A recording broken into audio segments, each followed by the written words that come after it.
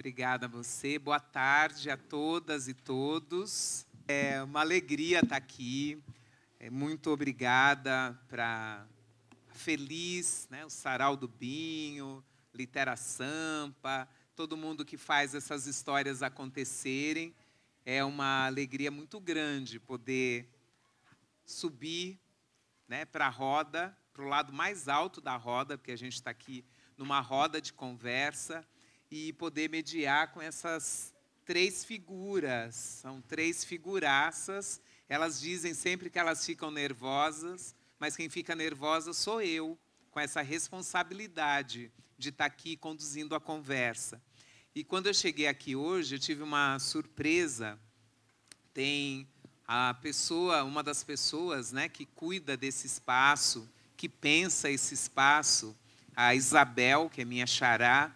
Eu a conheci quando ela tinha 15 anos, fazendo uma formação, falando de direitos humanos. E quando ela soube que eu ia estar aqui, ela trouxe o certificado de quando a gente fez a formação. Então é muito bacana a gente pensar que a gente passa aí décadas, né, pela vida das pessoas e elas não saem correndo da gente quando vê que a gente chega. Porque às vezes tem gente, né, que a gente quando lembra fala, nossa, eu já conheci essa pessoa, e se esconde no banheiro. Então é super legal quando você chega, a pessoa sabe que você vai estar, ela vem e quer lembrar disso. E aí eu quero lembrar, né, dos meus encontros com essas pessoas que estão aqui, desse lado. Só a Zaine que eu conheci hoje, foi o nosso primeiro encontro pessoalmente, porque com a internet, eu vi aí vocês, tem uma turma no celular, né, conectando, fazendo selfie, mandando para a mãe, para a amiga. Eu também faço isso. Eu fico na rede social também procurando, sabendo quem são as mulheres que estão escrevendo, quem são essas pessoas. E a Zaine, a gente se conhecia só de rede social, e hoje foi o primeiro encontro. A Zaine está aqui, vou começar pelo meu lado esquerdo, porque é sempre bom nesses tempos. A Zaine, ela é formada em letras, Zaine Lima da Silva. Ela nasceu no final de 94. Ela é filha de retirantes nordestinos que vieram para cá ajudar a construir essa cidade. Ela é uma prosadora, poeta, bonequeira. É autora do livro Pequenas Ficções de Memória, da editora Patuá. Ela possui textos na antologia Jovem Afro e também nos Cadernos Negros, 41, Cadernos Negros. Então, imagina, a mãe de alguns de vocês aí, as mães de vocês nem tinham nascido e já tinham pessoas negras escrevendo poesia negra, escrevendo sobre a presença negra no nosso país. E a Zaine tem um texto em um desses cadernos. Ela também tem textos em Raízes, 20 escritoras negras, da editora Venas Abertas, e Coisas que as Mulheres Escrevem, da editora Desdêmona. Em revistas acadêmicas de letras, revistas e sites de literatura. Palmas para Zaine. Aqui do meu lado está a queridíssima Jennifer Nascimento.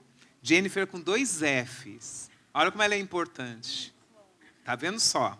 E é uma alegria encontrar com ela. Nós já estivemos aí em outros momentos literários. Ela é escritora, ativista, feminista. Nasceu em 1984. Estou dando a dica aí para vocês fazerem a conta, fazer esse teste da aula de matemática. Ela nasceu na cidade de Paulista, que não é aqui em São Paulo, é em Pernambuco. É produtora e apreciadora da arte, frequentadora assídua de saraus das periferias de São Paulo. Participou da coletânea Sarau do Binho, né? Estão vendo aqui, Sarau do Binho. Então, desde lá, a Jennifer já estava. Ela tem poemas publicados na antologia Pretextos de Mulheres Negras, uma coletânea que contou com a participação de 22 autoras. Então, quem acha que tem poucas escritoras negras, então não está procurando, não está usando o celular para achar essas coisas. O seu primeiro trabalho individual é Terra Fértil, que está aqui, né? Essas autoras trouxeram seus livros aqui para a gente poder ter acesso. E a Jennifer é uma figuraça, que vive mudando de cabelo, é das minhas. Palmas para ela.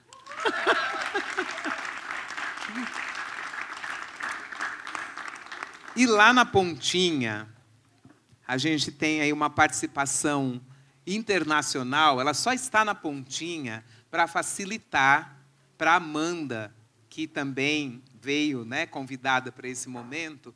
A Amanda vai ajudar um pouco na tradução, porque às vezes a gente embala e começa a falar muito rápido, e aí não consegue entender. Então nós temos aqui conosco uma mulher cubana. A Mirta Portillo, ela veio de Cuba para se encontrar com a gente, para ser feliz conosco aqui nessa feira. Ela é atriz, contadora de contos. Ela já participou de vários festivais de literatura. Ela já participou de um grande momento que a gente teve aqui na cidade de São Paulo também, numa homenagem ao Oswaldo de Camargo, um grande escritor que fez uma antologia. Ele juntou os poetas negros, foi um dos primeiros a fazer isso, e a Mirta estava lá. E ela é uma figura daquelas que dá vontade de passar a tarde, a noite, a madrugada e o dia seguinte ouvindo contar histórias. Palmas para Mirta.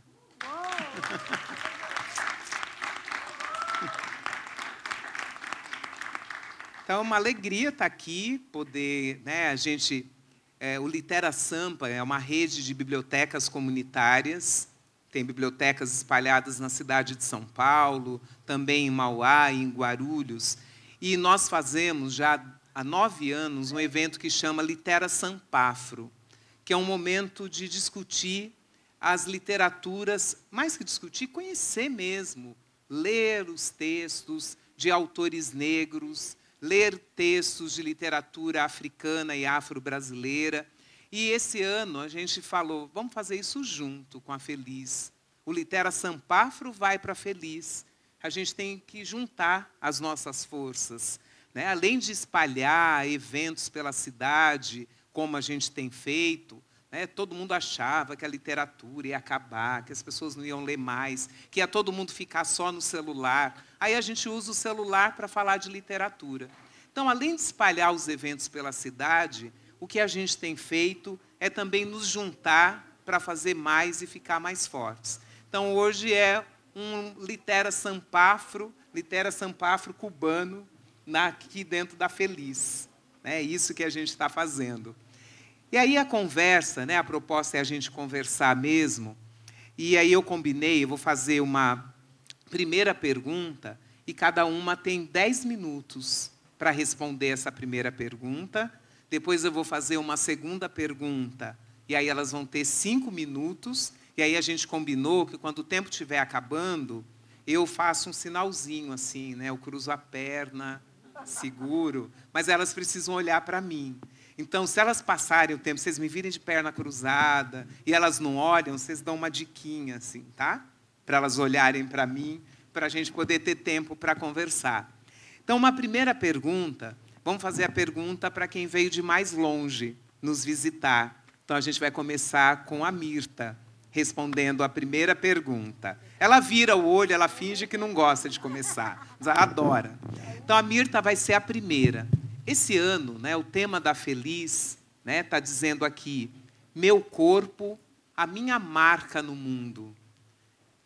Esse tema tão forte, está dizendo para a gente ocupa o mundo com o nosso corpo, com as nossas diferenças, com a nossa identidade, com o nosso cabelo, com as nossas formas. É assim que a gente ocupa o mundo. A pergunta, Mirta, é como é que a sua poesia ocupa o mundo? Qual é o corpo que a sua poesia traz para o mundo? O seu corpo está na sua poesia. Eu já li os seus poemas. Que corpo é esse? 10 minutos. Bueno,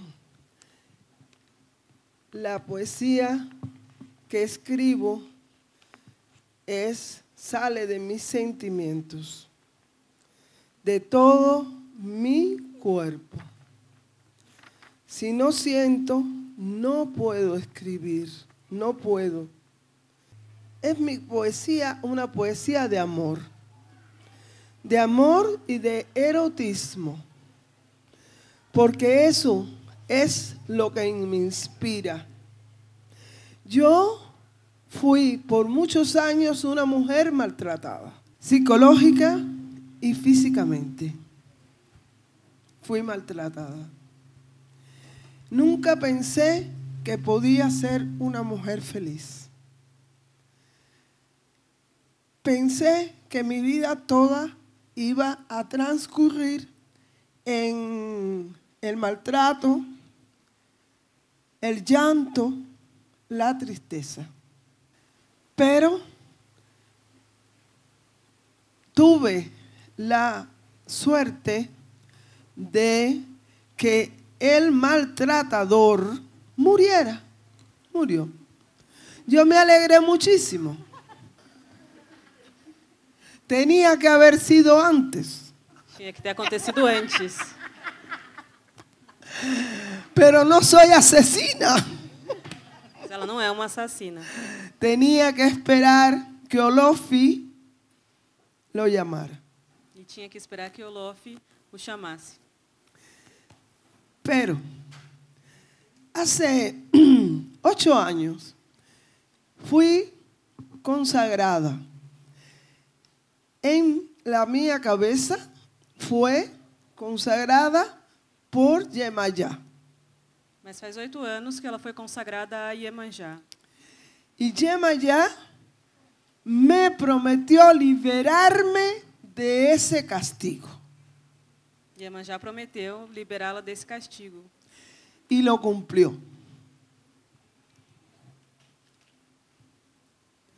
Antes del año de haberme coronado con Yemayá, él partió. Antes de 1 ano dela ter se coroado a Iemanjá, ele partiu. Y me sentí libre. Pero ya no pensaba en el amor de la pareja. Ela se sentiu livre, mas não pensava mais num amor de casal. Porque amor siempre tuve para mis hijos, para los niños. Yo soy profesora. Porque amor ela sempre teve para os seus filhos, para as crianças. Siempre, ela é uma professora. Siempre amé a mis alumnos. Me llevé muy bien con ellos. Aún hoy, exactamente hoy, me escribió uno. Y hace más de 40 años que le di clase. Ainda hoje os alunos escrevem para ela. Hoje ela recebeu uma mensagem de um aluno que ela deu aula há mais de 40 anos. Esa era mi felicidad, mi trabajo. Ahí era mi felicidad. Y mis filhos, mis hijos. Lo demás era desgracia. Essa era a sua felicidade, dar aula aos seus filhos. Cuando el diablo murió,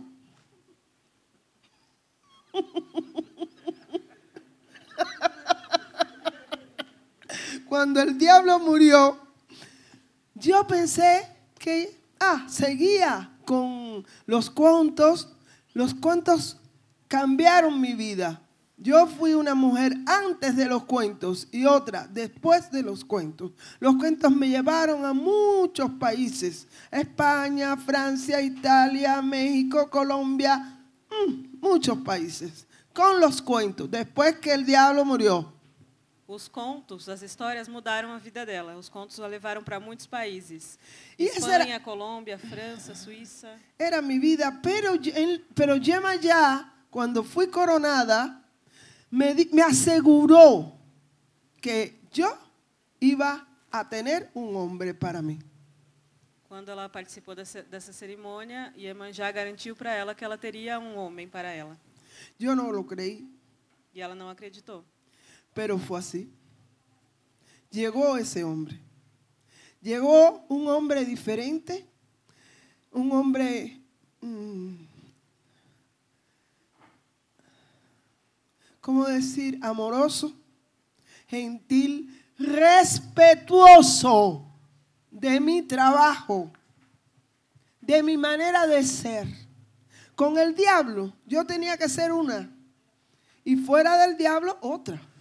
E chegou esse homem que era carinhoso, respeitoso, com o diabo ela tinha que ser uma e com esse homem ela podia ser outra. Pero con este hombre que yo conocí era distinto. Él me quería, me respetaba, estaba de acuerdo con todo lo que yo hacía. Y como actriz que fui después de maestra, actriz fui a los 58 años. Esse homem a respeitava o seu trabalho. E Atriz, como atriz que ela foi depois de 58 anos depois de ser professora. Actriz profesional. En Cuba los profesionales tienen un salario por el trabajo de ser actriz. Yo tengo un salario. Ela é uma atriz profissional e em Cuba o governo paga um salário aos artistas que são profissionais. E ela recebe esse salário porque é profissional. Las actrices y los actores tienen muchas personas que lo conocen, que lo quieren, que lo admiran y que cuando lo ven, abrazan, besan. E os artistas têm muitos fãs, muitas pessoas que gostam. Quando encontram na rua, abraçam, beijam. Él nunca dudó de mí, nunca. Él aceptó que eso era parte de mi trabajo. E ele nunca duvidou dela e aceitou que isso era parte do seu trabalho. Y me habló siempre la verdad, porque confieso y no me da vergüenza de que yo lo enamoré a él. E ela se orgulha e não tem vergonha de dizer que se apaixonou por ele. Y él me dijo que sí. Me dijo que sí. Pero, siempre hay un pero. Mas sempre há um mais. Era casado. Era casado. Su matrimonio no funcionaba bien. Seu casamento não ia bem. Pero yo nunca pretendí que él abandonara a su esposa ni a su familia. Mas ela nunca pretendeu que ele abandonasse sua esposa ou a sua família. Nunca hice nada para que su familia se enterara que yo existía. E nunca fez nada para a família dele descobrir que ela existia. De eso no hablábamos cuando nos encontrábamos. Eles não falavam disso quando se encontravam.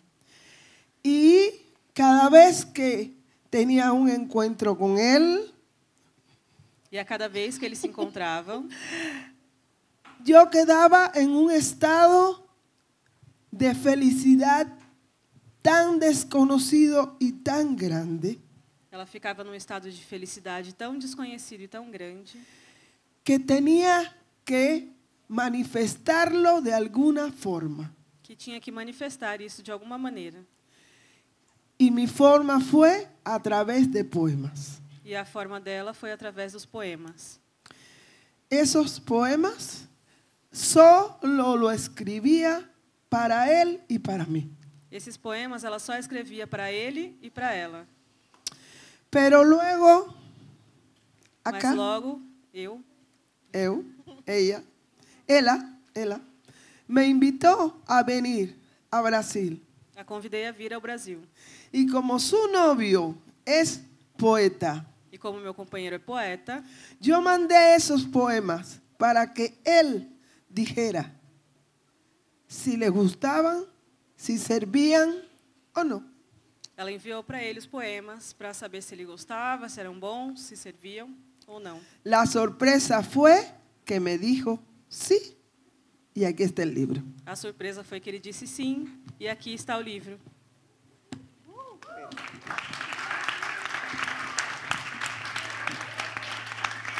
maravilhosa, dentro do tempo. A gente deu, acho que é aqui, nós demos um tempinho a mais, né, para a Mirta, para responder, porque tem esse tempinho aí da tradução. Obrigada, Mirta, por trazer aí como é que esse corpo está tão presente, tão um corpo que não dá conta de falar só nele e precisa virar palavra, e essas palavras, para sorte nossa, viraram em um livro que a gente pode conhecer. É a mesma pergunta para a Zaine e para a Jennifer. Qual é a marca do corpo de vocês na literatura, de modo geral, e na literatura negra? A literatura negra não foi suficiente para falar dos corpos de vocês e dos nossos corpos como mulheres. Que marca é essa que vocês trazem para a literatura negra e para a literatura do mundo? Quem começa? As mais novas começam. As mais novas começam.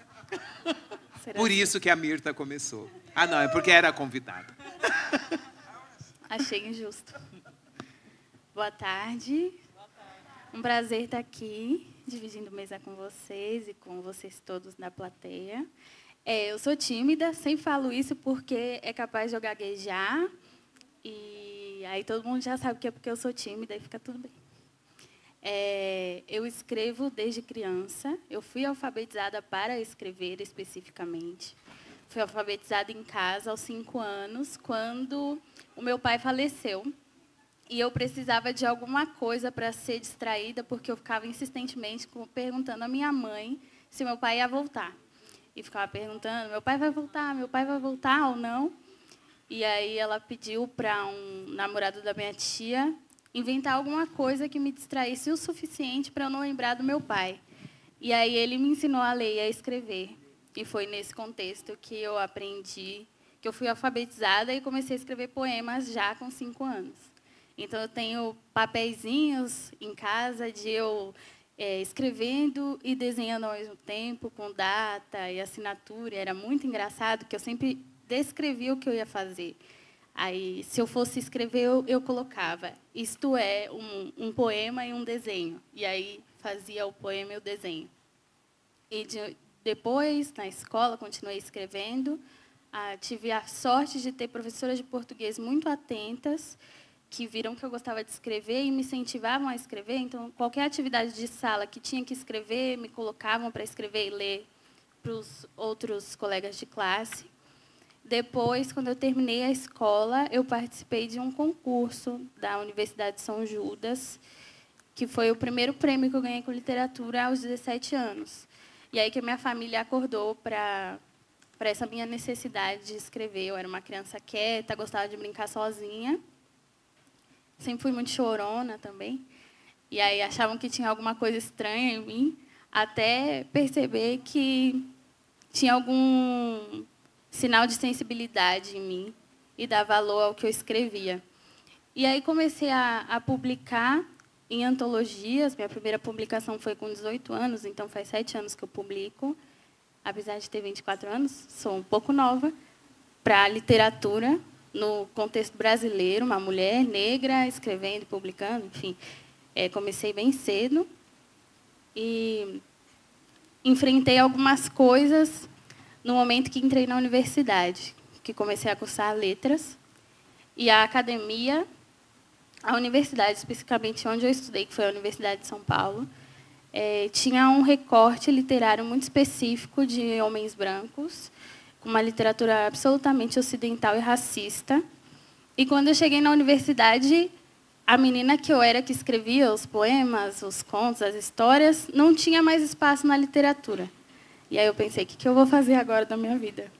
E aí eu conheci Tula Pilar. Ela estava lá vendendo revista Ocas e Pretextos de Mulheres Negras.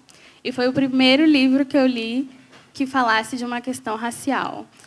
Então, Jennifer, também graças a você que eu escrevo literatura negra hoje. A Tula me vendeu esse livro e aí eu soube que tinha uma maneira de eu achar o meu lugar na literatura brasileira. E, a partir desse dia, eu me lembro muito claramente desse dia, e da Tula, e tudo que ela me passou de aprendizado, numa conversa de corredor, me vendendo um livro, eu comecei a escrever literatura que se autoafirma enquanto literatura negra brasileira. O que isso significa?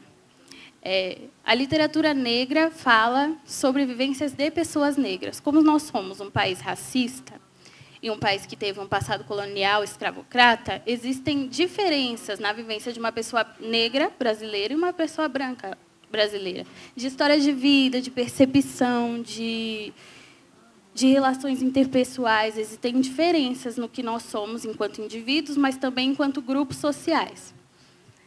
E nesse percurso eu comecei a escrever uma literatura que se diz literatura negra, que tem essa autoafirmação.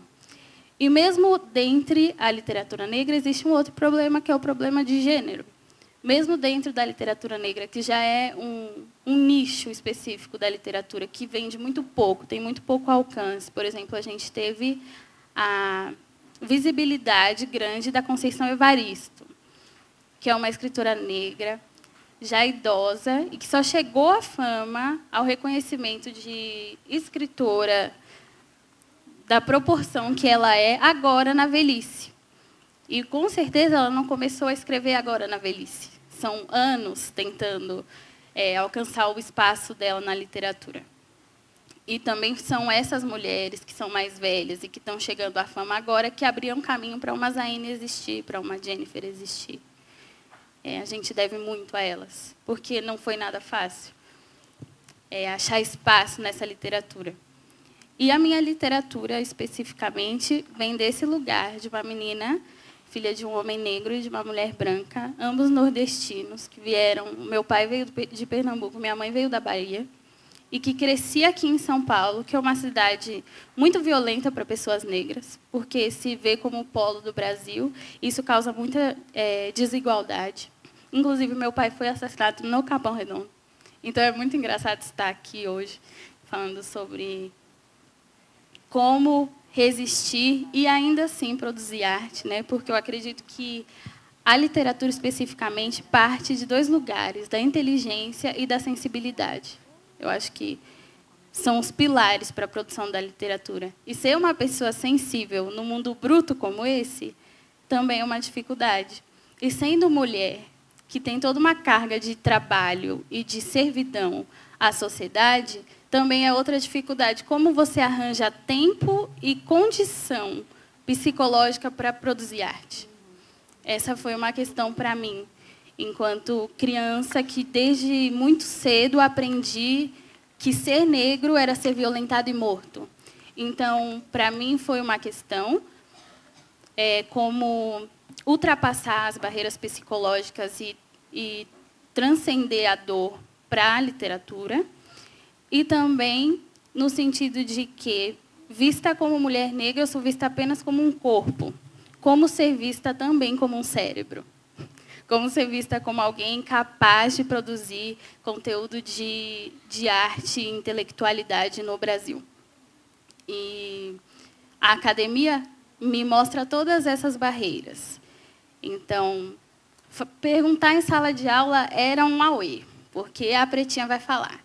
E aí falo sem aplicar plural, falo com a língua embolada, gaguejo, e tudo isso. Sou pequena, tenho a voz fina, sou nova, vim da periferia, estudo na escola pública. Como que isso se dá?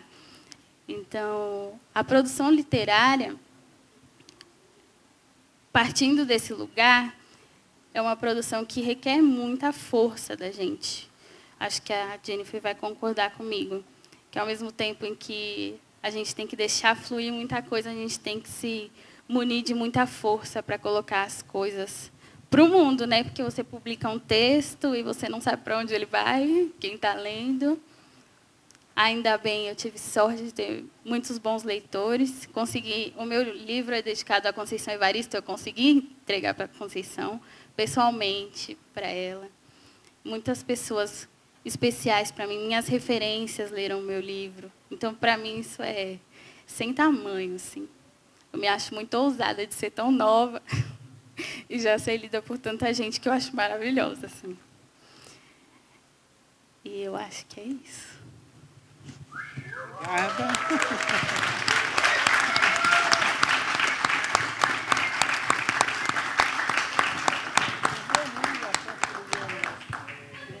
Pronto. Agora a gente continua aqui, né, com essa roda. Obrigada, Zaine. E você traz uma pergunta aí bem importante, nós vamos ouvir a Jennifer.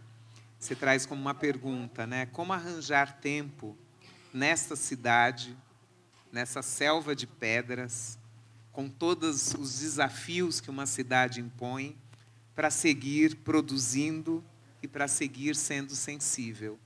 Acho que essa também é uma pergunta, quando nós estamos aí falando dos corpos nos territórios, né? Desse corpo que vai deixando marcas. Você, querida. Boa tarde. Gente, que alegria estar aqui. Deixa eu ver por onde que eu começo. Zaine, você acabou de falar que você é ousada. E se Tula estivesse aqui, né? Que é a garota ousada, das garotas ousadas, e que sejamos nós a continuidade. Viva a Tula Pilar sempre presente. Viva, gente! Viva a Tula! E não é só viva em morte, mas viva em vida, porque quem viveu Tula viveu e sabe que é isso, que é essa força toda, que é essa presença e que é nossa responsabilidade levar a memória dessa mulher adiante, tanto pelas suas palavras, quanto pela sua presença no mundo, né? Assim como várias escritoras negras, ao longo de décadas e décadas, permaneceram apagadas pela história, cuidemos nós dessas memórias, para que as nossas memórias também possam ser cuidadas pelos que estão aqui hoje, porque também seremos nós, porque se a gente não cuidar, nós também seremos apagadas pela história, né? Então, acho que é muito importante a gente se responsabilizar, não só enquanto pessoas negras, mas pensando nesse Brasil plural e diverso, mas que tem contribuições, sim, muito grandes dessa população, sobretudo das mulheres. E se esse pedaço falta muito sobre a história do nosso povo, sobre a história do nosso país. Então, eu estou bem feliz, já falei isso, né? Com essas encruzas da vida que vai colocando a gente em contato e relação, seja perto, seja longe, mas uma hora eu sei que os encontros sempre vão acontecer. Sou muito fã da Zaine, da coragem dela, de com 24 anos, já ter publicado, de estar nesse corre. Da Bel não preciso nem falar, e da Mirta, que eu já ouvi falar tanto pela boca de Raquel, de Michel e de tantos outros poetas. Estava muito ansiosa para conhecer você. Obrigada, assim, por poder partilhar da sua presença. Parece que eu estou enrolando, mas não estou. São coisas importantes, tá, gente? Quero agradecer. É o 5º ano da Feliz. É o 5º ano que eu tenho a sorte de participar. E eu tenho certeza que vocês não me chamam só porque vocês acham que eu sou legal, mas porque vocês também acreditam e confiam no meu trabalho. Então, é importante dizer, é importante agradecer. Estou muito feliz de fazer parte dessa história, de verdade. Agradeço a poder estar aqui no Capão Redondo, que é vizinho do meu território, ali no Jardim São Luís. Agradeço também os colaboradores da fábrica, muitas pessoas que eu conheço, pessoas com as quais eu convivo e tive histórias muitas, né? Dueto, que está aí, Vitor, a Isa e tantas outras. Eu acho que é importante a gente também firmar onde a gente está, localizar no tempo, localizar no espaço, porque a gente não anda sozinho, né? Sozinha, nesse caso. Então, retomando a pergunta, que é mesmo qual? Qual a marca do meu corpo, né? Na literatura negra e na literatura de modo geral, mais ou menos por aí, aproveitando umas deixas que a Zaine deixou, né? Bom, quem já me conhece sabe que eu sou caótica, tenho um raciocínio não linear, e o único lugar que eu acho que me cabe inteira e verdadeiramente é na escrita. No mundo, de verdade, assim, tirando os meus amigos, né, que me aceitam como eu sou, no mundo a gente precisa se adequar o tempo inteiro, né? Então, é o tempo, é o ônibus que você tem que pegar para ir trabalhar, é o horário que você tem que conseguir chegar, porque, enfim, são compromissos, o tempo de processar as coisas, né? Então, as respostas precisam ser rápidas, o mundo está muito rápido, muito dinâmico, WhatsApp, não sei o quê, já fez, não fez, meu Deus. Tem hora que eu penso, meu Deus, eu queria pegar um foguete e vazar, assim, por um tempo. Depois eu voltava, que eu gosto de viver no planeta Terra, né? Mas eu tenho a sensação de que eu não vou dar conta. É uma sensação permanente. E eu sei que essa sensação é da cidade, é o fato da gente ter que dar conta de muitas coisas, mas também é por ser mulher, também é por ser mãe, e também é por ser uma mulher negra, e os vários pesos que a gente carrega aí nessa vida. E, enfim. E aí, nesse inteirinho todo, né, de que o único lugar que eu caibo, que eu me vejo cabendo de maneira integral, é a arte, e, nesse sentido, na escrita, porque a escrita me foi o lugar possível e permitido pelas minhas vivências no território, né, por conta dos saraus, toda a história que eu acho que a maioria de vocês já conhece, né? Eu frequento saraus aí há 12 anos, então eu me torno escritora nesses processos de uma experiência real e concreta, né? Não era uma coisa que eu pensava assim, um dia eu vou ser escritora, né? Eu não tinha a menor aspiração de pensar em me tornar uma escritora. Eu sempre gostei de ler. E me vi muito mais como leitora do que como escritora. Porque ser leitor não te transforma automaticamente num escritor, até porque, para nós, essa permissão não nos foi dada. E eu acho que existe uma ruptura no quesito geracional, onde hoje eu encontro meninas de 18, 16, 24, publicando, metendo as caras. Eu acho que a minha geração ela tem uma marca muito difícil de deixar para trás, que é essa marca do esse lugar não é para você. Isso você não pode ser. Eu acho que várias gerações viveram isso de maneiras diferentes, e a gente tem vivido gerações que talvez tenham se desprendido um pouco dessa amarra. Mas, para a minha geração, por exemplo, eu sinto que isso é muito difícil, e, para mim, sempre foi mais fácil mesmo. Sempre me vi muito mais no lugar dos bastidores do que nos palcos ou em qualquer tipo de evidência. Até hoje, é uma briga tremenda quando eu tenho que falar em um lugar, quando eu penso que vai ter várias pessoas, quando eu penso que eu falo de um determinado jeito, que eu não sei se as pessoas vão curtir ou não. E é importante que eu esteja aqui, me fortalecendo, falando com aqueles que eu sei que têm empatia com a minha maneira de ser, para que eu possa falar em outros lugares também, com uma determinada segurança que só me é possível se eu conseguir, todo o tempo, reafirmar, me reorganizar e beber desses espaços que existem, que são espaços acolhedores e são nossos, né? Então, acho que essa marca geracional, ela, enfim, tem me deixado aos poucos, é uma briga constante, como disse Zaine, mas é isso. E aí eu pego todas as loucuras que eu tenho na cabeça e eu boto na escrita, né? E talvez pensando na marca que eu deixo na literatura, que eu acho que não é tão diferente do que outros autores fazem, mas autores brancos estão autorizados a colocar toda e qualquer loucura no papel. Gente, cada coisa que você lê, que você fala, meu Deus do céu, você pensa, eu adoro esse livro, mas você pensa num homem que virou uma barata, entendeu? Eu acho maravilhoso, Metamorfose, do Kafka, por exemplo, que é um cara branco, etc. e tal. É um livro que eu adoro, mas, assim, vai falar que isso não é uma viagem total e absoluta, gente? Não, de verdade, assim, é assim, uma metáfora maravilhosa, eu admiro, assim. Mas imagina se fosse uma outra pessoa deslocada do tempo e espaço, assim, uma mulher negra escrevendo sobre aquilo, é louca, gente. Certeza que fala, meu... É isso, por isso que eu gosto muito da Estamira, assim, também, porque eu acho que é esse lugar, assim, pulsante do que é essa loucura, do que não... Enfim, mas não vou falar sobre isso, não. Vou voltar e falar de escrita, né? Então, eu pego toda essa loucura, que, na verdade, isso que a Zaine colocou da sensibilidade, tudo me afeta, gente. tudo me afeta. Eu estou nos trajetos, eu não consigo ficar olhando o celular. Eu tenho que olhar as coisas, eu tenho que olhar as pessoas, eu tenho que ouvir a conversa do vizinho. Eu fico prestando atenção em tudo que está, assim, ó, um monte de folha no chão. Eu fico prestando atenção nas coisas. E eu acho que é porque eu tenho déficit de atenção também, sabe? Então, eu estou aqui, de repente, eu estou prestando atenção naquela luz ali. E acho que isso também é bom para mim, e isso alimenta o meu fazer artístico. Prestar atenção no que está rolando do seu lado, no cotidiano, assim, né? Então, a minha escrita, ela tem essa marca, que não é uma marca que é só minha.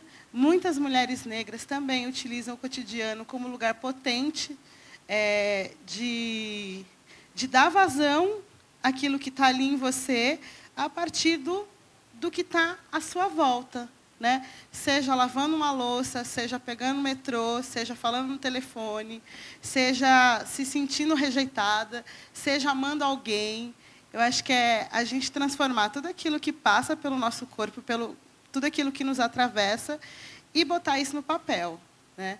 Eu acho que a minha literatura ela tem uma marca de liberdade, em certo sentido, e talvez até utópica, não literalmente, assim, porque é um desejo que eu persigo na vida constantemente, né? Acreditando que a liberdade é uma eterna utopia. Hoje eu entendo que não dá para ser livre nas condições que a gente vive, né? E eu, dialogando com a Mirta, eu acho que existe, na verdade, algo de muito precioso, que também foi negado à escrita das mulheres, também nos foi negado, que é falar sobre o afeto. Aí eu estou falando de gênero, como se escrever sobre o amor, ou escrever sobre aquilo que se sente, fosse uma escrita de diário, uma escrita menor, uma escrita desimportante, logo, não é literatura, né? Eu acho que as mulheres têm esse marcador, né, essa coisa. Os homens podem falar do que eles quiserem, mas as mulheres falando de amor, isso aí é romantismo puro, não tem nada de poesia, não tem nada de poético, não tem nada de lírico, enfim. Eu lírico, essas coisas aí que os estudiosos falam, que eu não sei nem o que é direito. Brincadeira, sei sim, estou brincando. E eu acho que o afeto na vida das mulheres negras é extremamente revolucionário.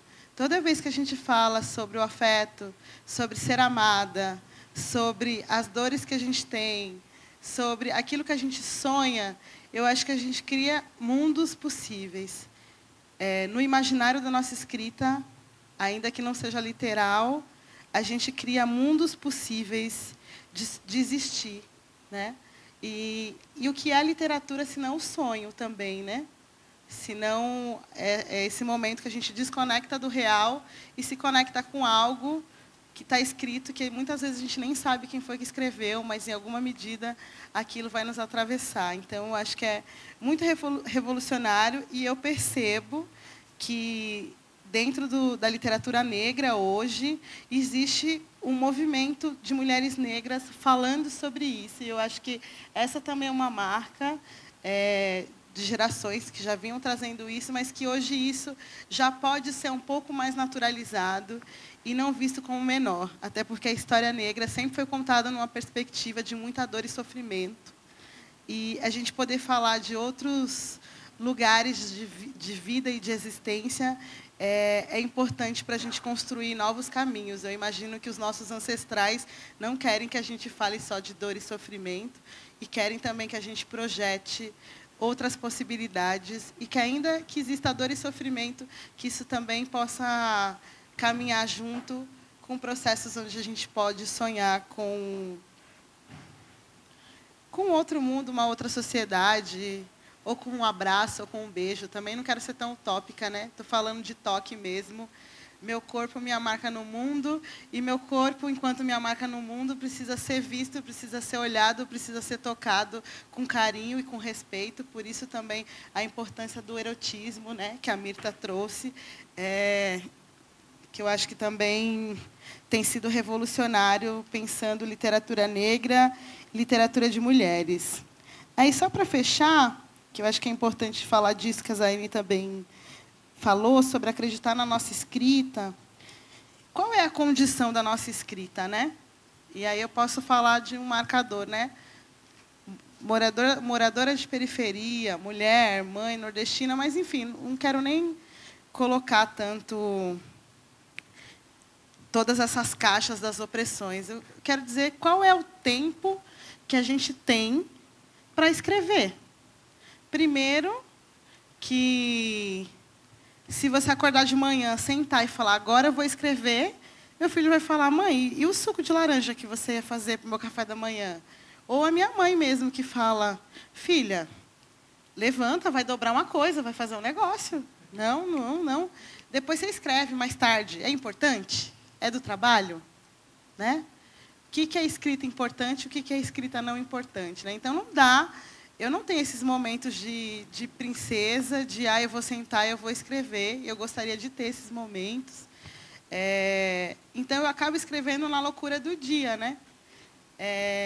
Então, que é entre o trabalho e a ida para casa, a madrugada, porque às vezes é importante você estar em silêncio. Qual é o tempo do silêncio nesse mundo que a gente vive? Né? Então, acho que tem esse lugar. Tem um lugar que é um lugar de estudo e elaboração, porque também escrever um poema não é uma experiência onde você baixa alguma coisa em você e você vai e psicografa. Não é assim. Você escreve, você rasga, você apaga, você xinga. Às vezes você fala, hoje eu vou terminar. Você fica 5 horas escrevendo um poema que tem 4 estrofes. Então, assim, é um trabalho bastante cansativo, exaustivo, né? Mas eu acho que é um momento onde a gente tira...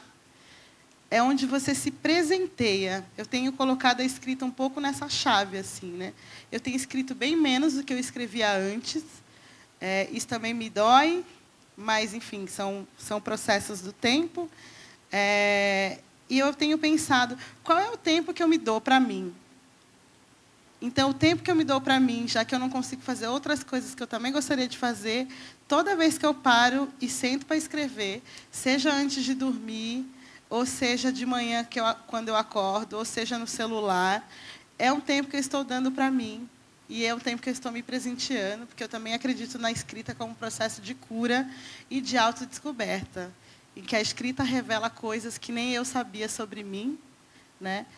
E no contato com e a escrita em contato com os leitores revela outras coisas as quais eu sequer imagino, porque aí, enfim, né, são as devolutivas que a gente vai tendo por aí e também vai reafirmando esses passos na escrita. Então, acho que é muito importante esse lugar também dos leitores, das pessoas que nos leem e que gostam do nosso trabalho, ou que criticam o nosso trabalho, falando, gostei disso, tal coisa ficou muito boa, tal texto eu não gostei, eu acho que você podia escrever mais sobre tal tema, ainda que a gente tenha liberdade enquanto escritores, mas eu acho que a devolutiva dos leitores é muito importante para que a gente continue também animadas para escrever. A gente precisa continuar acreditando nesse espaço coletivo, que é a literatura negra, a literatura de mulheres negras, literatura periférica, literatura mundo,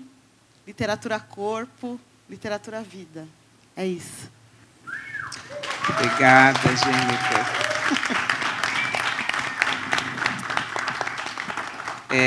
Eu tenho aqui tinha deixado mais umas 3 perguntas, aí a Jennifer entrava no assunto, eu riscava, não tira. Aí ela continuava falando, entrava no outro, eu tirava. Aí agora eu vou fazer essas 3 perguntas virar uma. É bem Jennifer. Bem assim, que ótimo. Mas uma pergunta, e aí eu faço para a Mirta. A gente tem até 5 e pouquinho, é isso, né? Cadê a Suzy? É isso. Ontem eu tive a possibilidade de estar com a Mirta em Parelheiros com um grupo bem diverso. Tinham pessoas que são mediadoras de leitura, com uma experiência de acesso a livro e à leitura, e tinham muitas mulheres que nunca tinham se encontrado com uma escritora e que não têm essa prática da leitura. E, depois da conversa com a Mirta, algumas delas disseram, 5 exatamente, foi a primeira vez que eu comprei um livro para mim. E a gente sabe que essa experiência da primeira vez que você comprou um livro para você, isso é irreversível. A gente já sabe quantas transformações acontecerão na vida dessa pessoa. Então, a minha pergunta para vocês três, e a Mirta começa, é: o que você tem feito para chegar a outras mulheres, a mulheres que não são leitoras, que são mulheres que não vão conseguir sozinhas chegar ao seu texto, que não acham, às vezes, que literatura é para elas, que não acham, né, que literatura é para uma mulher negra dizer, uma mulher negra que já passou dos 50, falar dos seus desejos. Então, como é que vocês três têm feito, têm chegado a outras mulheres? Mirta. É difícil para mim responder essa pergunta, porque eu não vivo em Brasil. Eu vivo em Cuba, y en Cuba todas las mujeres tienen acceso a la literatura, todas las mujeres estudian lo que quieran estudiar, y entonces es distinto por completo aquí. Pero, siempre hay un pero, siempre hay un pero. Fue aquí donde yo logré este libro. En Cuba no he podido lograrlo. No he podido. Porque allá no hay como aquí editoras independientes. Allí las editoras son del gobierno, son gubernamentales y privilegian a los poetas reconocidos. Los que tienen premios, los que hacen poesía como ella, desde niñas, y ya tienen 80 años y tienen miles de poemas. Pero una persona como yo, que no soy nadie, que he escrito, yo escribía, pensando aquí, yo escribía desde pequeña, sí, porque yo tengo obras de teatro sin haber ido nunca a un teatro. Sin haber ido nunca a un teatro. Muchos años, cuando yo estaba de profesora, yo escribí una obra musical con la música de un gran compositor cubano que yo me imagino que ustedes lo hayan podido, aunque sea, oír. Él estaría cumpliendo 100 años este mes. Se llama Benny Moré. Y con la música de él, yo escribí esa obra, pero para mí, yo la guardé. Y después que yo me hice actriz, yo presenté esa obra a un director muy reconocido en Cuba, muy reconocido, con muchos premios. Él es director precisamente de teatro musical. Y cuando él leyó mi obra me dijo, no puedo creer que tú hayas escrito esto sin haber ido al teatro nunca. Yo le dije, bueno, pues sí. Y él me dijo, en cuanto tengamos presupuesto, yo me comprometo a montar esta obra. Así es que, hablando ustedes, yo recordé. Yo dije, no, este no es mi primer escrito. No, canciones, sí. He compuesto muchas sin saber de música. Y puesto letra y música, sin saber música. Sin estudiar música, para decirlo mejor. Y pienso que aquí este libro sí ha servido mucho. He tenido muchas experiencias muy buenas.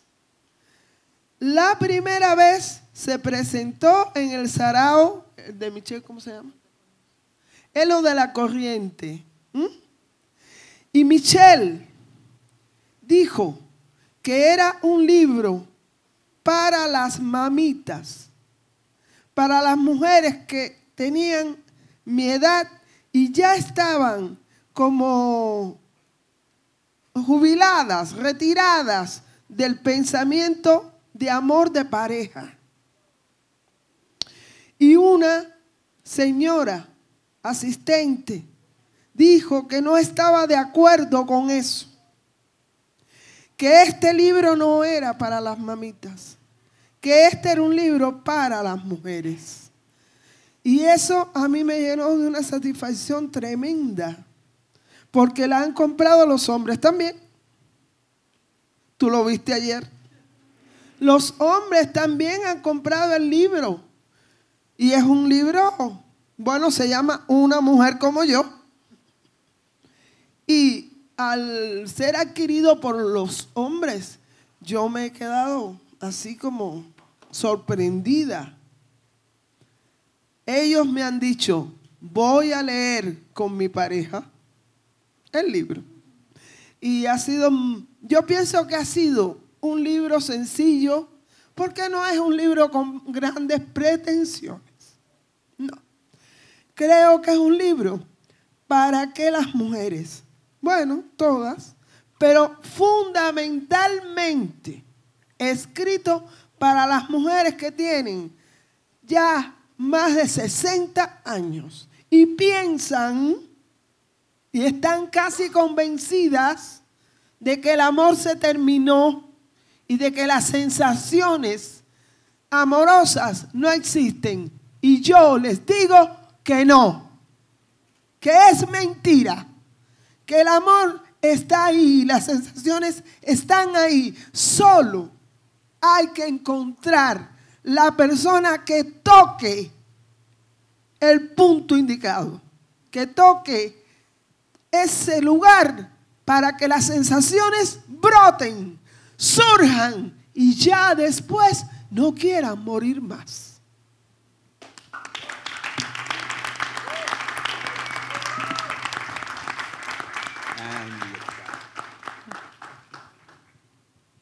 Estoy enamorado.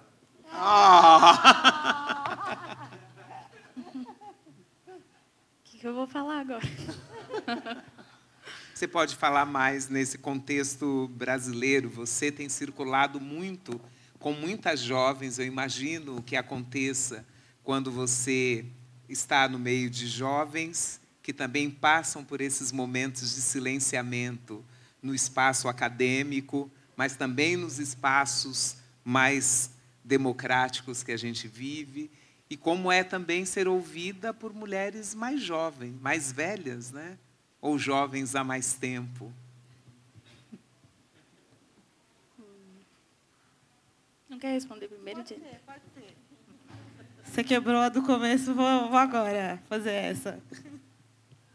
Bom, queria retomar uma coisa que acho que é importante dizer, né? Eu consigo me localizar bem nessa discussão sobre como essa literatura produzida tem chegado a outras mulheres, ou mesmo em outros espaços, né? Que, enfim. Vamos lá. Eu ia falar sobre... Cadê? Anotei aqui. Que é do grupo Flor de Tote. Vocês cantaram uma canção agora, e aí vocês falaram, né?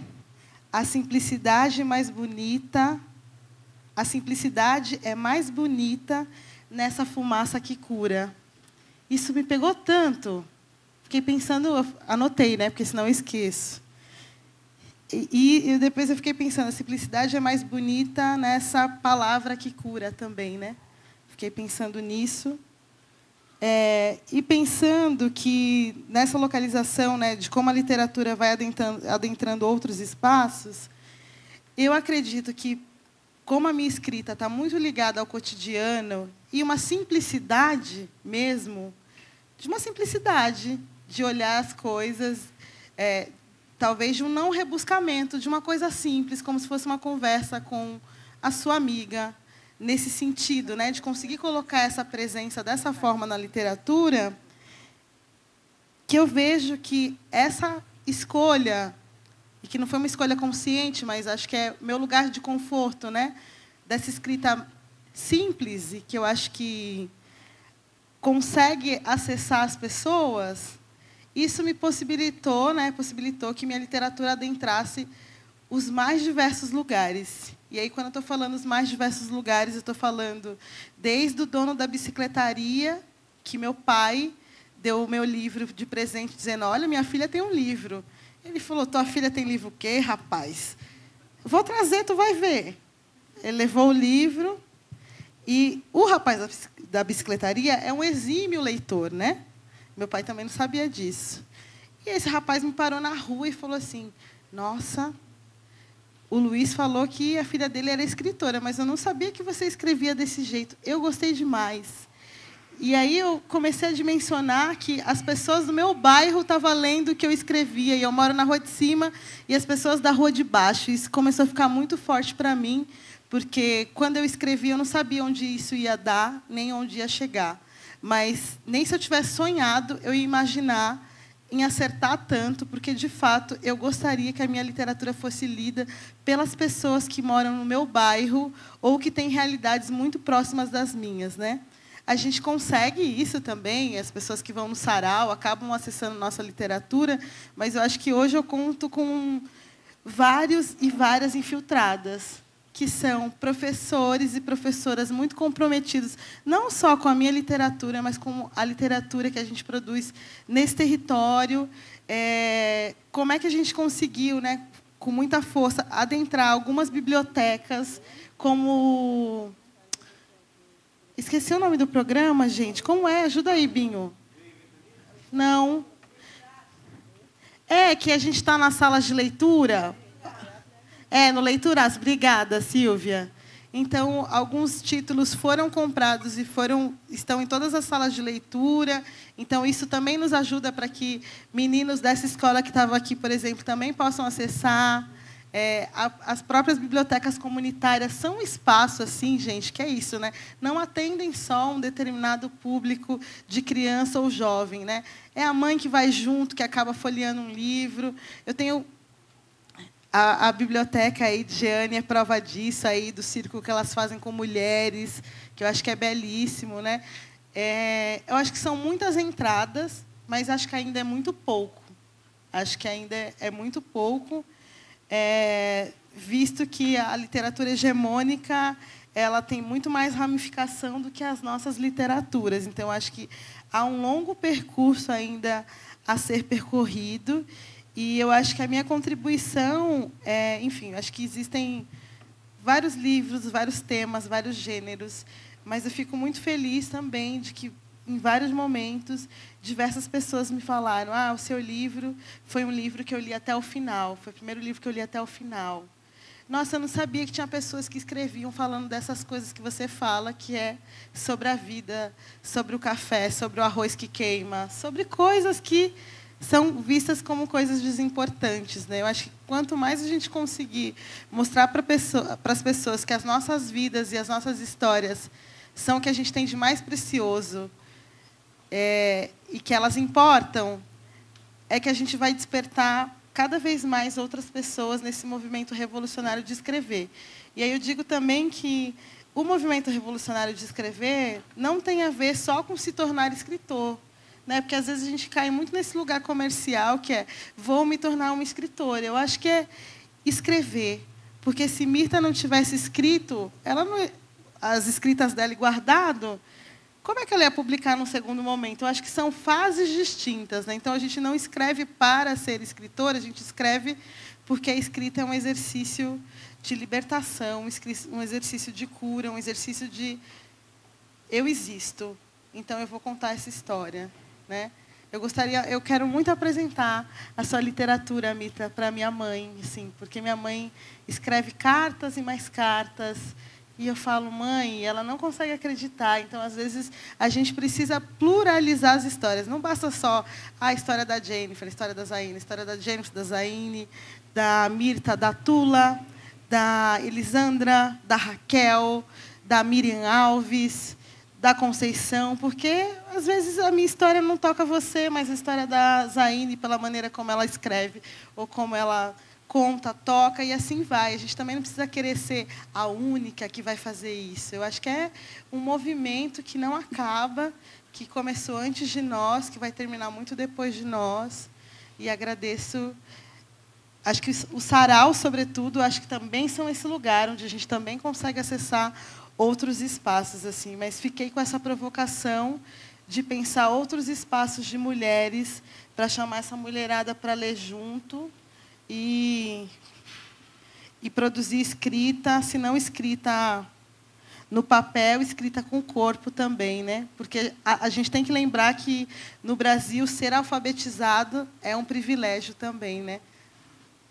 Não são todas as mulheres que são alfabetizadas. Vide a história das nossas mães e avós. Então, acho que é importante dizer que conseguir ter a escrita, né, já é uma etapa que a gente conseguiu cumprir, que muitas das nossas não conseguiram, e que a gente precisa pegar na mão delas e estar junto, assim, e não se sobrepor, né? Que eu acho que é o maior erro que a nossa geração pode ter, é se sobrepor àquelas que têm histórias diferentes das nossas, assim. Eu acho que é pensar em como a gente caminha junto.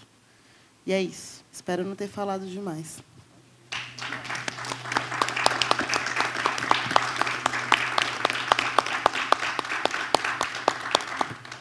Deu tempo de eu pensar. Eu estava pensando bastante, eu lembrei de duas histórias, causos, assim, né, de escritor. Eu estava na feira literária, Bienal do Livro. Estava na Bienal do Livro ano passado, e aí chegou uma senhora, eu cresci em igreja evangélica, né, minha mãe é pastora, aí uma senhora que era da igreja, eu brincava com os filhos dela, e ela é professora de matemática da rede estadual aqui de São Paulo. Ela chegou para mim com o meu livro nas mãos e falou, olha, eu comprei antes, eu comprei na pré-venda, e eu li, eu queria te dizer que você escreveu a minha vida. Aí eu fiquei muito emocionada, foi um momento muito importante para mim. O primeiro texto do meu livro, Pequenas Ficções de Memória, é sobre o estupro de uma criança por um vizinho. E ela disse que ela tinha passado por aquela situação e que ela nunca tinha entendido que aquilo tinha sido um estupro. E que, através do texto, ela teve a dimensão do que aconteceu. E que ela passou isso para as amigas dela e que ela levou para a escola. Eu acho que o grande X da questão da literatura produzida por nós é que a gente consegue conversar com as outras pessoas que são iguais a nós, né? O povo, a massa do Brasil, que não é elite, tem essas histórias muito comuns. É muito comum. O que acontece comigo, acontece com a minha vizinha, o que acontece com a minha prima. E escrever sobre isso toca muita gente, né? Também estava pensando, quando você estava falando, Jennifer, do tempo, e não ter tempo para escrever, eu lembrei da entrevista, a última entrevista que a Clarice Lispector deu antes de morrer, que ela falava que acordava junto com o sol, o marido dela ia trabalhar, e ela ficava a manhã inteira escrevendo, sozinha. E eu pensando, nossa, imaginou um negócio desse? Sentar, agora eu vou escrever, e ficar lá parada, esperando a inspiração vir. Seria maravilhoso. Mas também é um lugar muito pouco convencional, né? Quem que vive isso? Isso não é a história da população. Eu acho que a gente falar a nossa própria língua e falar sobre a nossa própria vivência atinge pessoas. Então, é uma literatura em potencial. E justamente porque é uma literatura em potencial que é tão boicotada. Porque se você dá a consciência para o povo da violência, do racismo, da opressão, não sei o quê, o que esse povo vai fazer contra o governo, né? Então, eu acho que existe uma intenção muito forte em silenciar as nossas vozes e produzir a literatura, né, contra esse movimento. Mas nem era sobre isso a pergunta. Me perdi. Eu tenho isso de escrever uma matéria em comum chega em muitas mulheres, falar a nossa própria língua, tudo mais, e também ir a espaço. Eu, diferente da Jennifer, não vou em sarau, porque eu não gosto de falar em público. Eu gosto de escrever e pronto, tá ali no papel, alguém pega e vê, porque eu não gosto de falar, sou muito tímida. Mas... eu tenho 10 anos para chegar nesse patamar. Mas eu tenho o costume de ir a escolas, por exemplo. Conversar com professoras, né? Trabalho em escola. Na minha escola, eu trabalho numa escola de elite, então não tem muito espaço para mim lá, mas o pouco que tem eu aproveito. Também caminho com professores que me convidam a ir a escolas. Vou em igrejas, às vezes, falar com as mulheres de igreja, porque as mulheres de igrejas evangélicas são muito violentadas, principalmente violência doméstica. São mulheres que precisam expor as suas dores, falar sobre os seus problemas. Então, eu sou convidada a ir à igreja. E é esse bate-boca, né? Uma referência, falar da outra. Eu acho que a gente também tem esse privilégio que a gente é muito próximo um do outro. Então, a gente consegue falar para fulana, que fala para ciclano. E, nisso, a literatura faz o seu próprio caminho, né? Vai para outros lugares que a gente nem imagina, às vezes. Isso é muito rico para mim. Dialogar com as minhas referências é a maior alegria da minha vida. Eu agora, por exemplo, eu estou num coletivo de mulheres negras que escrevem. A mais velha tem 86 anos e a mais nova sou eu. Só que entre mim e a outra mais nova existe uma boa quantidade de anos.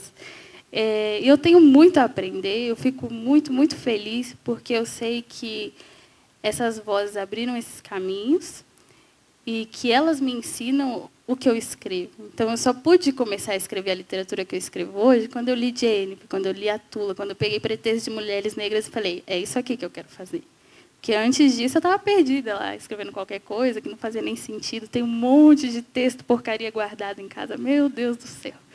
Muito ruim os textos, misericórdia. E agora, eu posso dizer que eu tenho uma... Duvido que seja ruim, mas tudo bem. Nossa, é ruim sim. Eu achava que eu era branca e rica, não tinha como ser bom. Nossa, umas histórias nada a ver com nada. Mas, enfim, né? Adolescente viaja demais, meu Deus do céu. Mas, a partir do momento que eu tenho referências, eu consegui achar minha própria voz e imprimir, a partir disso, a minha marca no mundo, né? Um movimento muito de olhar para trás.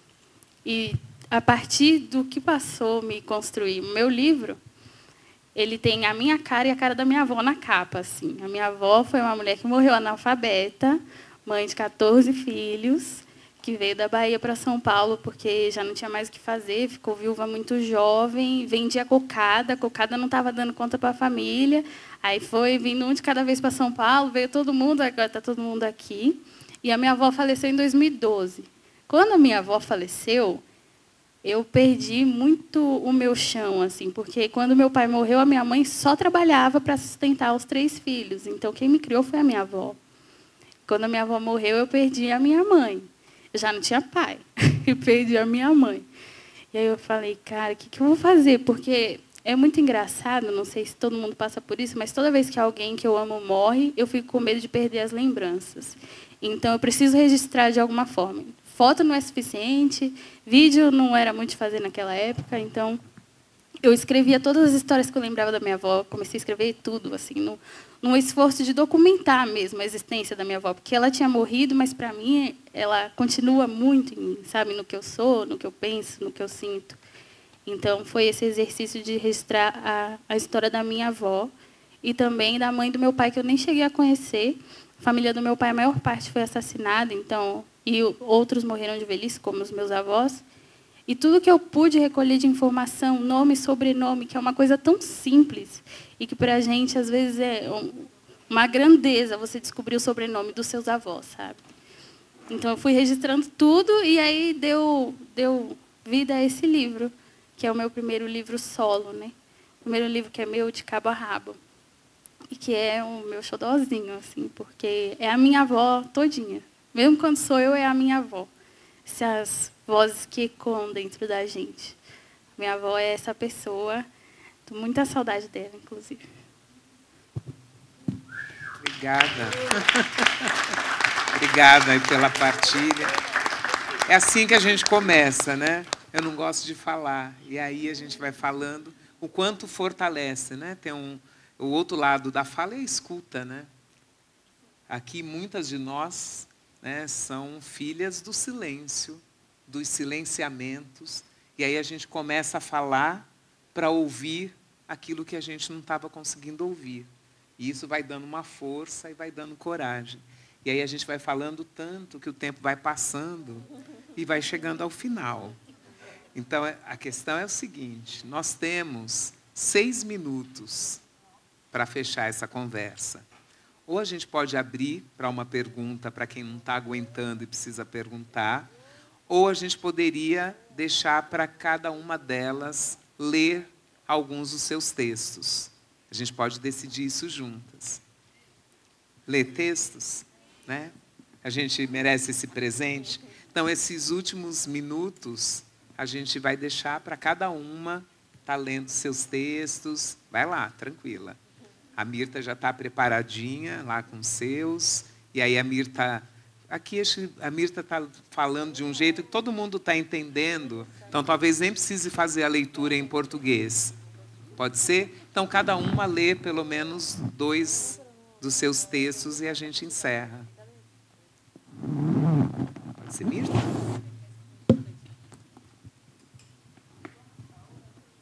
E assim a gente tem tempo para comprar o livro, tirar foto com elas, autografar.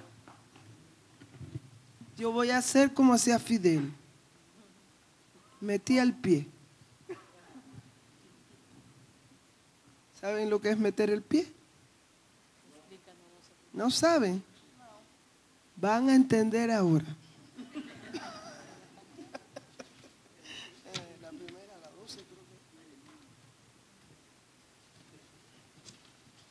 que... Eu vou a ler 2 textos, porque são pequenos.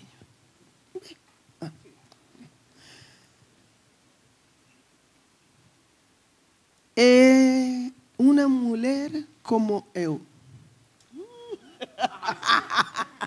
Estoy aprendiendo. Una mujer como yo pensaba que su flor ya marchitada no reviviría nunca. Una mujer como yo no concebía la risa secreta de los amantes, la complicidad, el goce.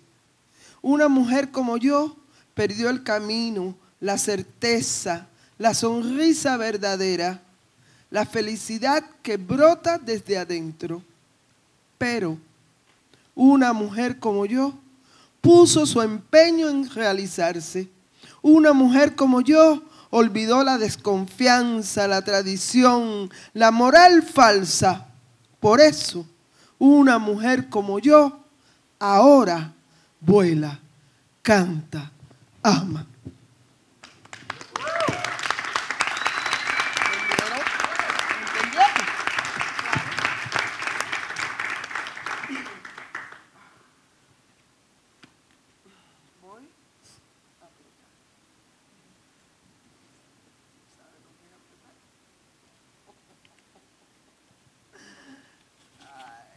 Voy a apretar. 32. Bien. Esa tú deberías de leerla también después, para que la entiendan bien. Bien. Título: Antes del 70. Mi hombre es cóctel de frutas deliciosas. Lo pruebo, quiero más, mucho más. Soy golosa. Saboreo con la punta de mi lengua el mamey colorado de su boca. Absorbo, disfruto desbordándome. Me encumbro, llego a los ojos, canistel, fruta rara, casi desconocida. Los beso hasta llenarme. Retrocedo. Las orejas son guayabas olorosas. Respiro profundo, lo provoco, El cuello fuerte es bocado de piña. Qué perfume, qué textura. Resbalo hasta su pecho. Guanábana pintona aún dura. Hasta que llego al centro de su sexo. Mango pintón, qué dulzura. Ya por entonces estamos locos. Me toma la cintura. Mi sexo en lo más alto. Mi cabeza en la espesura.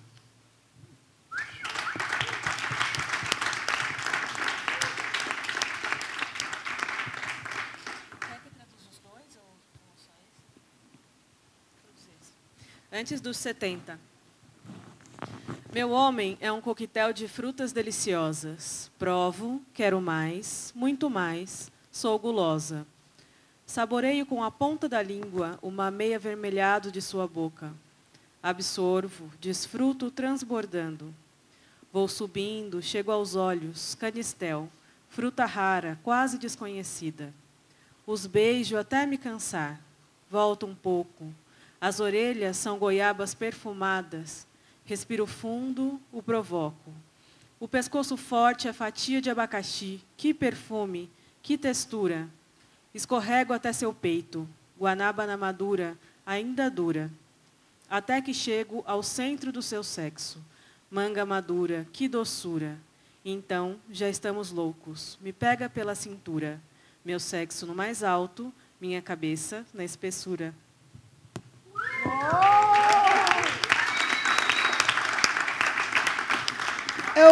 ¿Puede ser una pregunta público? ¿Yo? Una pregunta. Ahí. Poema se llama Antes del 70. ¿Por qué?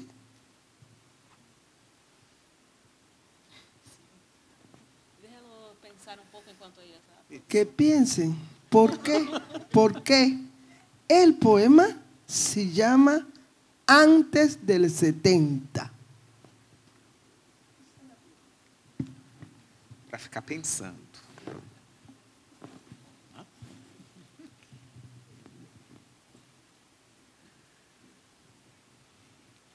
Já fala, já agradece, já é tudo junto e misturado?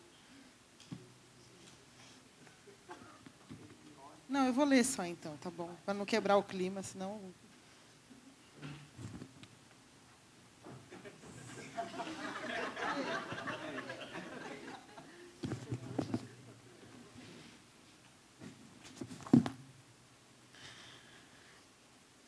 Não tem nome, mas é pós-carnaval. Quando a cidade dorme, eis que desperto. Estou livre, inteiramente livre. A madrugada e eu, num transe particular. Aspirações de um universo que eu he criado. Certas noites, sonhando acordada, são mulheres desconhecidas que me visitam. Fazem cafuné, penteiam meus cabelos, aconselham-me e, vez ou outra, falam de coisas que nem sempre compreendo. Elas não se parecem deusas nem rainhas soberanas. Fico confusa. Tenho a impressão de cruzá-las pela rua o tempo inteiro. Elas têm olhos de mar, imensidão de amor e fúria.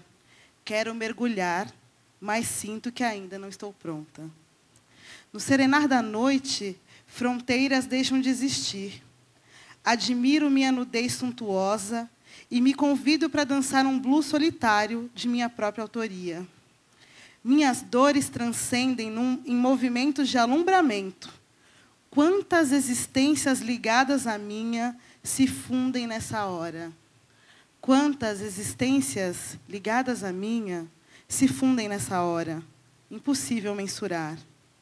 Espia, o negrume das 3 da manhã me lembram da sua doçura e intensidade naquele sábado de carnaval, misturado ao seu perfume de marihuana. Eu nem sei seu nome, mas nada disso importa, porque não estou atrás de rastros, e sim do improvável. Eu sou a própria ciudad, território livre território vivo e pulsante. Suas ladeiras e os becos de se perder e se encontrar. Entre os escombros e as paisagens reconstruídas, vou desenhando meu próprio mapa, com afeto e transgressão bordado em vermelho. E declaro guerra a qualquer um que queira colonizar meu corpo, meus pensamentos, meu espírito. Enquanto a cidade dorme, fagulhas do tempo queimam lentamente. A madrugada e eu cintilamos despudoradas. Todas as ficções que criei sobre mim ganham força e me arrebatam. Sou quem quero ser, e quando a cidade despertar, apenas quero ser quem sou, até aqui. Obrigada.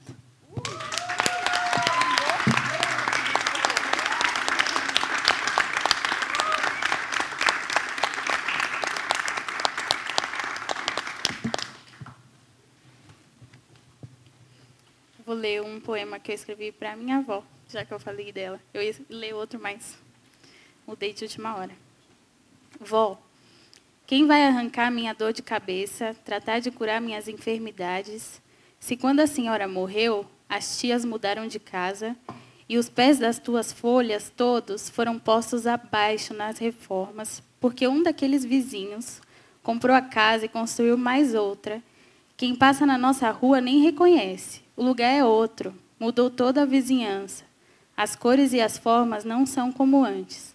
Tudo é tão estranho e vazio de sentido, vó, que eu nem queria estar chorando agora, mas estou.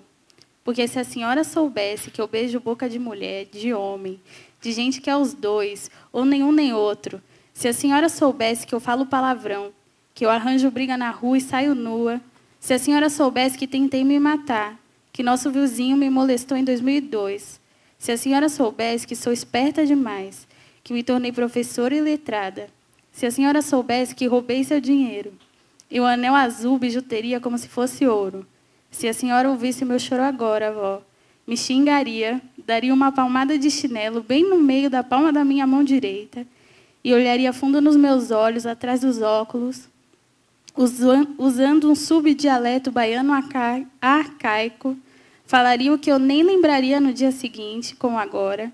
A dor de cabeça aumentaria tanto, seria insuportável, como o peso que não termina. Ai, vó, que canseira é ser viva no mundo dos mortos. Quando é que a gente se encontra de novo? Ou que eu esqueço a tua existência? Quando que a cabeça das mulheres pretas de sotaque nordestino para de doer? Todo dia a gente dói cabeça de saudade de alguém, vó. Quem há de proteger nosso Ori? Obrigada.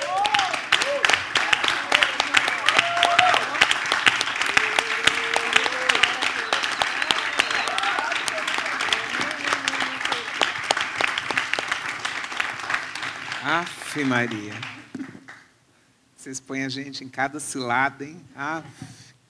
Então, acho que muito demais, né?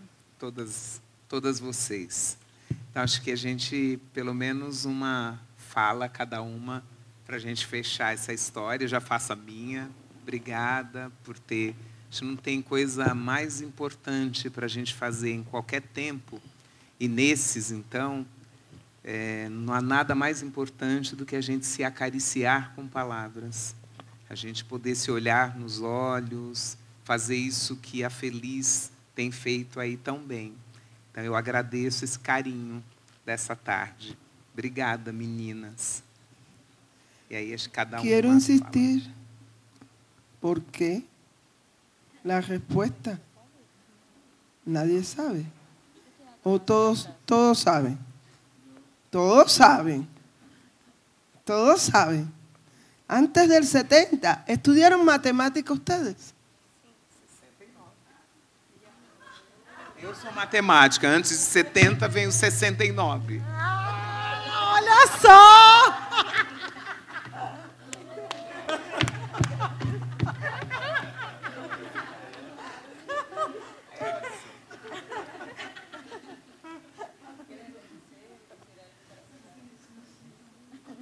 Bueno, eu vou dizer em português. Eu estou muito agradecida. Muito, muito, muito obrigada. Amanda, Jaquine e muitos, muitos, muitos amigos que tenho agora, aqui em São Paulo, lá em Belo Horizonte. Agora he propuesto um livro que está escrito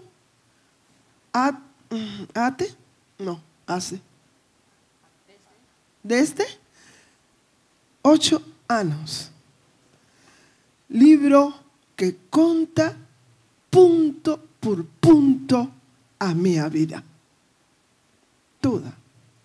Desde mis abuelos hasta hoy. Y voy a proponer a una editora brasilera. Y si aceptan, pues vuelvo.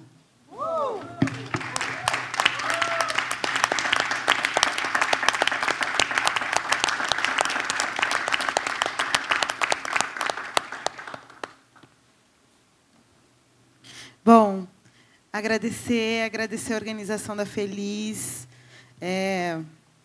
Não quero cometer o erro de não conseguir falar o nome de todo mundo, mas pelo menos de quem está aqui: Suzy, Silvia, Diane, Binho, Dora. Não sei se a Dora está esse ano. Tá? Quem mais? Vai me ajudando aí. Rita, Elis. Enfim, gente, sou ruim de nome mesmo. Marquinhos.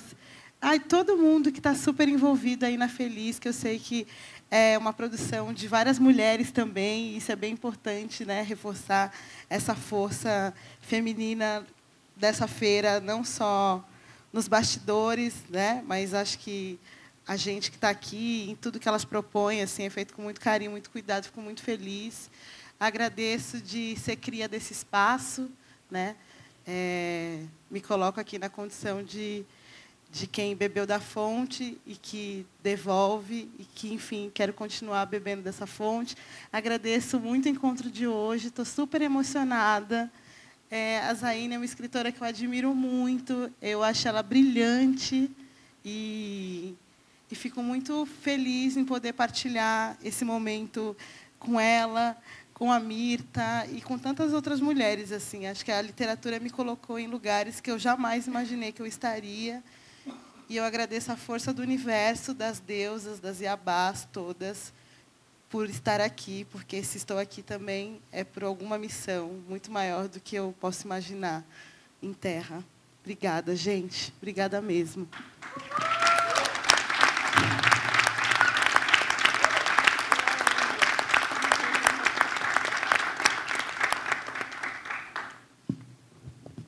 Eu também agradeço muito pela escuta, pelo espaço, por dividir essa roda com vocês, Mirta, Amanda, Jennifer, Bel e a tradutora, que eu não sei o nome, Miriam, muito obrigada. E Paloma também, muito obrigada. Obrigada, Fábrica. Obrigada, meus amigos aqui, Vitor, Laís. Obrigada, Binho, o pessoal da Feliz, pela oportunidade. Foi a primeira vez, espero ser chamada de novo. Vou lembrar se não, porque eu tenho a Vênus e Escorpião, vou lembrar. Muito obrigada mesmo. E por poder estar sempre com as minhas referências, isso é muito importante para mim. Digo isso de novo porque é realmente muito importante para mim. Obrigada.